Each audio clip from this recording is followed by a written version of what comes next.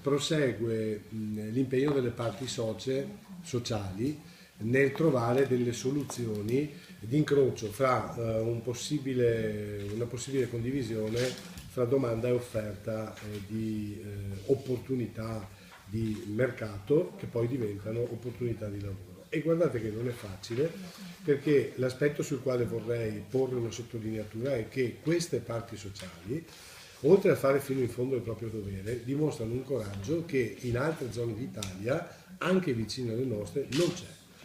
Il coraggio di assumersi delle responsabilità andando ad incrociare temi complicati come quelli che vi sono stati presentati fino a questo momento. Il primo tema è la saltuarietà del lavoro. Attenzione, saltuarietà non significa precarietà. Saltuarietà significa che l'economia dentro la quale siamo immersi è cambiata, ed è cambiata in maniera assolutamente significativa, nel senso che la linearità di comportamento del consumatore non c'è.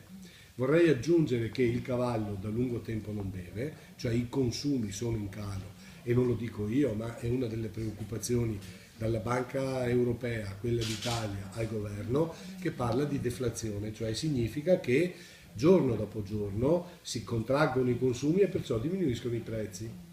E questo dimostra che l'economia del mercato interno è un'economia che non funziona. Da ciò l'idea, l'intenzione, la volontà di recuperare altri mercati, e li si possono recuperare solo ed esclusivamente spostando il tiro rispetto ad un prodotto che non è più il prodotto commerciale ma è il prodotto turistico. E quindi se non vi è linearità di mercato e occorre andare a recuperare in termini di incrocio domanda e offerta quel nuovo prodotto che è il prodotto turistico, che cosa è necessario fare?